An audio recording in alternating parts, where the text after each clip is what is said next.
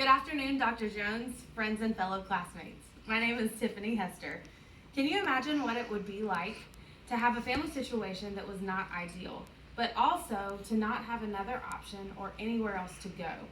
This happens every day to children entering foster care. While foster care itself is not ideal, it is a viable option for children who do not have proper family to care for them.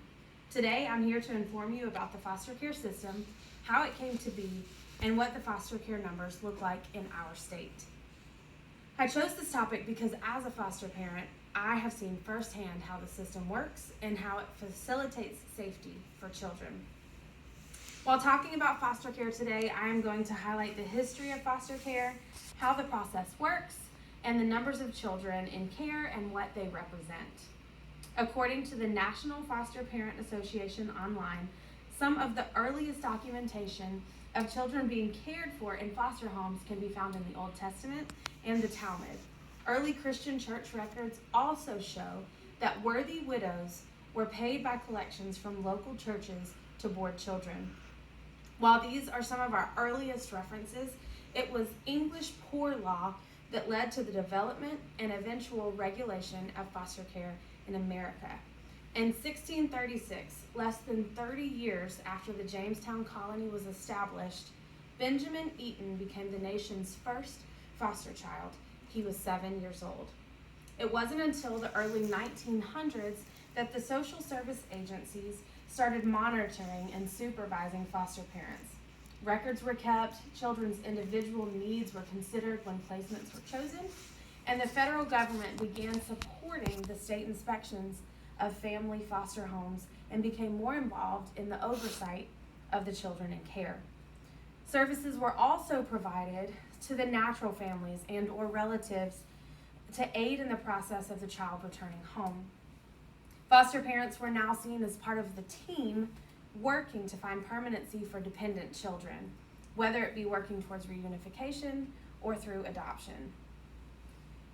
Children can enter foster care for a number of different reasons, but the details of these reasons typically fall under two overarching categories. That's abuse and neglect.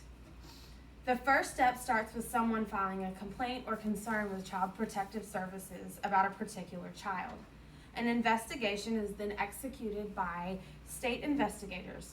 If the investigator finds no founded abuse or neglect, the case is closed.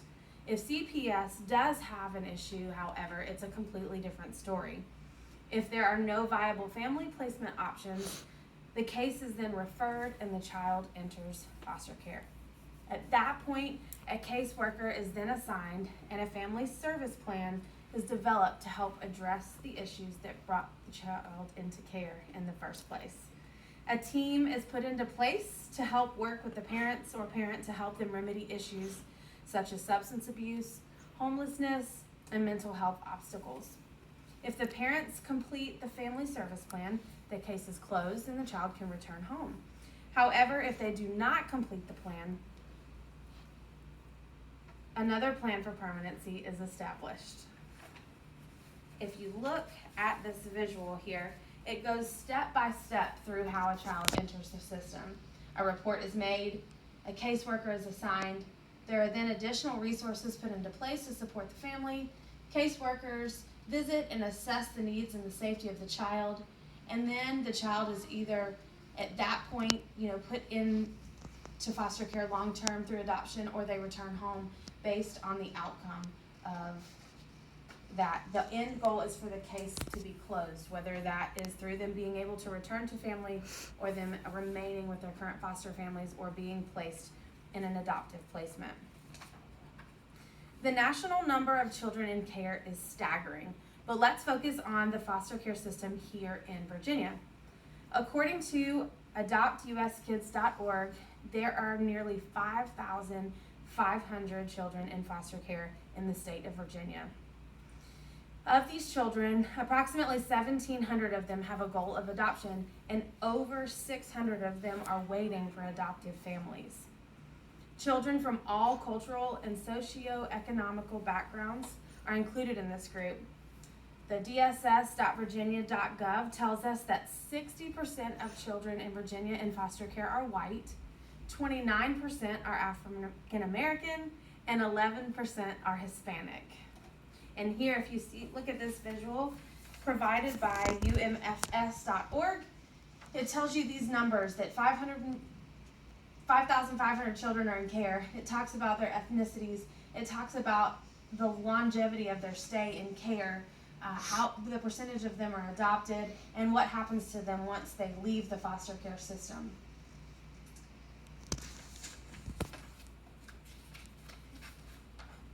The visual from umfs.org shows us that of all of these children, 29% of them are adopted by their foster parents, with an average stay in foster care being 21 months. At this time, I would like to see if anyone has any questions regarding this topic. Yes? Are you personally involved in foster care? I am a foster parent, so I have actually seen a number of these processes in person and the different outcomes that can happen. We have not only had children transferred to families, but we have also adopted, so we have journeyed through this in a number of ways. Yes? Do you have any right now? I do. Right now I have a 6-month-old foster child. They are currently in the process of going through the steps to transfer him to family out of state. That's called an ICPC, and it's a really long and rigorous process because they want to make sure that they appropriately vet the family that they send these children to.